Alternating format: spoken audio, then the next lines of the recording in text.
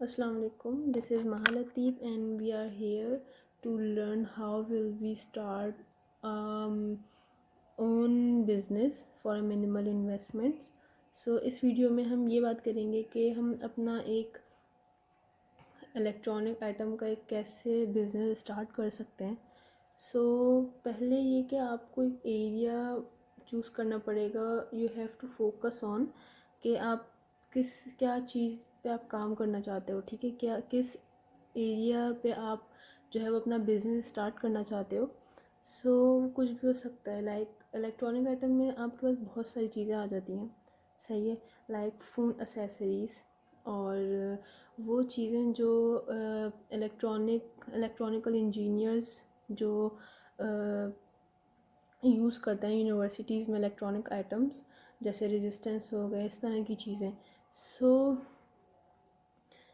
you have to research you have to conduct research market to understand target audience, ठीक है, competitors and potential demand। आपको अपना target audience देखनी पड़ेगी, सही है, और आपको अपने कॉम्पिटिटर्स देखने पड़ेंगे, सही है। अगर आप एक फ़िज़िकल स्टोर अपना स्टार्टअप कर रहे हो तो आप अपने जिस एरिया पे आप स्टार्टअप कर रहे हो अपना, वहाँ पे आपको अपने कॉम्पिटिटर्स देखने पड़ेगा, वहाँ पे आपको अपना टारगेट ऑडियंस देखना पड़ेगा, ठीक है। ये चीज़ बहुत ज़रूरी है, सही है।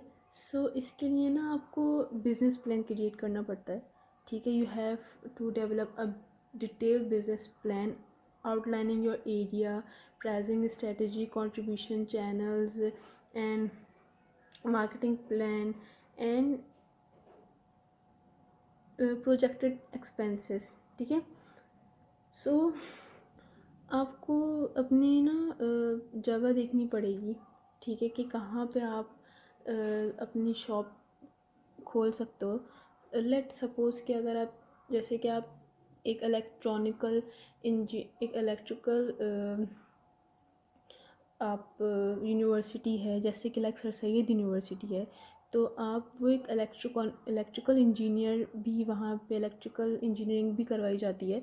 तो आप उस एरिया उन यूनिवर्सिटीज़ के पास आप अपनी शॉप खोल सकते हो जहाँ पे ज़रूरत है, ठीक है। वहाँ पे स्टूडेंट्स को बहुत ज़्यादा ज़रूरत होती है, ठीक है। तो वो स्टूडेंट्स पहले आपकी शॉप पर आएंगे आपसे चीज़ें सामान ख़रीदने के लिए, ठीक है। तो ये चीज़ें आपको देखनी पड़ेंगी, ठीक है। सो मार्केटिंग एंड ब्रांडिंग है एक चीज़ जिसमें आपको ये देखना पड़ेगा कि आपकी स्टोर का जो आपका फ़िज़िकल स्टोर है वहाँ उसकी आप मार्केटिंग कैसे होगी, ठीक है। लोगों को पता कैसे चलेगा, लोगों को अवेयरनेस कैसे आएगी कि आप अच्छा भाई ये भी एक शॉप है, यहाँ से हमें चीज़ें ख़रीदनी है, लोगों को कैसे पता चलेगा। तो आपको अपने स्टोर का मार्केटिंग करनी पड़ेगी और ब्रांडिंग करनी पड़ेगी, आपको अपने प्रोडक्ट्स की ब्रांडिंग करनी पड़ेगी। तो इस चीज़ के लिए बहुत ज़रूरी है कि आप या तो थ्रू पम्फलेट्स और थ्रू सोशल मीडिया, ठीक है, आप अपनी प्रोडक्ट की मार्केटिंग करो और ब्रांडिंग करो जिससे लोगों को अवेयरनेस आए कि ओके जी यहाँ पे जो है वो ये चीज़ अवेलेबल है और हमें यहाँ से जाके ख़रीदनी है, ठीक है। तो ना दूसरी चीज़ ये है कि कस्टमर सर्विसेज एंड फीडबैक्स, ठीक है। So you have to provide an excellent customer services, ठीक है, and encourage feedbacks to improve your product and services. आपको अपने प्रोडक्ट की सर्विसेज करनी आनी चाहिए ताकि लोग इनकरेज हों आपके आपके ब्रांड से, आपकी प्रोडक्ट से लोगों को अवेयरनेस आए, सही है। तो दीज सम थिंग्स जिस पे आपको जो आप स्टार्टअप लेने से पहले आपको जिन चीज़ों पे फोकस करना है वो ये बेसिकली ये सारी चीज़ें हैं और ये बहुत इम्पॉर्टेंट चीज़ें हैं जिनको मद्देनज़र रखते हुए आप एक बिज़नेस स्टार्ट कर सकते हो, छोटा बिज़नेस स्टार्ट कर सकते हो। और इन चीज़ों पे फोकस करते करते आपका बिज़नेस बहुत एक्सटेंड हो सकता है। So you have to focus on these steps. अच्छा जी, अगर हम टेंजिबल एक्सपीरियंस की बात करते हैं तो उसमें ये होता है कि आप कस्टमर के पास ये चॉइस होती है कि फ़िज़िकल स्टोर में वो हैंड टू हैंड अपनी जो अपना जो इलेक्ट्रॉनिक आइटम है वो उसको परचेज़ कर सकते हैं ईज़िली। इलेक्ट्रॉनिक आइटम का एक वैसे भी ये थोड़ा सा मसला रहता है कि लोग जो है वो फ़िज़िकल स्टोर्स से ज़्यादा ऑनलाइन स्टोर से ज़्यादा फ़िज़िकल स्टोर्स को प्रायोरिटाइज़ करते हैं। उसकी वजह ये होती है कि इलेक्ट्रॉनिक आइटम को लोग चला के देखते हैं पहले, उसको टेस्ट करते हैं पहले, उसको थोड़ा सा उसको उनको देखना होता है उसको, ठीक है, फ़िज़िकली उनको उस चीज़ को पहले टेस्ट करना होता है कि वो चीज़ सही काम कर भी रही है या नहीं कर रही। तो वो उसी हिसाब से अपने प्रोडक्ट पे वो इन्वेस्ट करते हैं, ठीक है, कस्टमर। सो एक ये बेनिफिट होता है फ़िज़िकल स्टोर का। दूसरा ये है कि आपके पास रिटर्न और एक्सचेंज पॉलिसी पे अगर हम बात करें तो वो बहुत सही रहती है फ़िज़िकल स्टोर पे। अगर आप ऑनलाइन स्टोर पे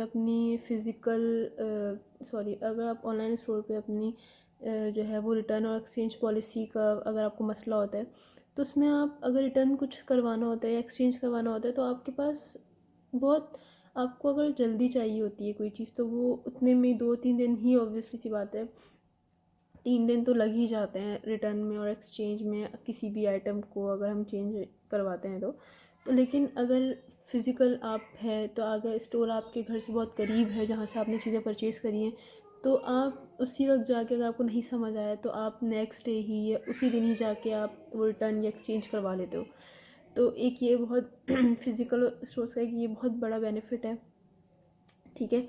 दूसरा ये कि आपके पास फ़िज़िकल स्टोर में आपके पास अपॉर्चुनिटी होती है कि अगर जैसे एक कस्टमर से आपकी एक अच्छी बहुत डीलिंग हो गई है या उसको आपकी प्रोडक्ट समझ आ गई है, उसको आपका इलेक्ट्रॉनिक आइटम समझ आ गया तो वो कस्टमर बन जाता है आपका, ठीक है, फॉर अ लाइफ टाइम। सो जब तक उसको काम होता है, जब तक उसको चीज़ें ख़रीदनी है, जब तक उसको ज़रूरत है तो वो फिर अगर ट्रस्ट बिल्डअप हो जाता है एक कस्टमर का तो।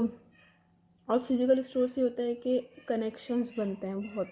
अगर एक कोई चीज़ ख़रीदने आ रहा है आपके पास, उसको आपकी चीज़ पसंद आ गई है तो वो दूसरों को भी बताएगा आपके स्टोर के बारे में। तो और उस कस्टमर से आपका जो रिलेशनशिप होगा, जो आपका कनेक्शन होगा वो बिल्डअप हो जाएगा।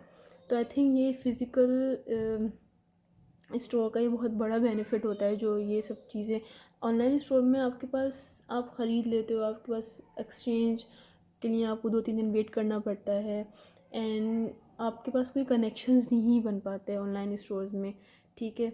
और आप चीज़ों को आप फ़ील नहीं कर पाते, अगर जैसे आप कोई भी चीज़ ले रहे हो आप उसकी क्वालिटी नहीं चेक कर पाते, सही है। तो आई थिंक ये ड्रॉबैक होता है ऑनलाइन स्टोर्स का, फ़िज़िकल स्टोर्स का। सो दीज थिंग जो हमें देखनी चाहिए और जो लोगों की प्रायोरिटी है उनको, जो टारगेट मार्केट है, हमें उसी हिसाब से जो है वो चीज़ें प्रायोरिटाइज़ करनी चाहिए।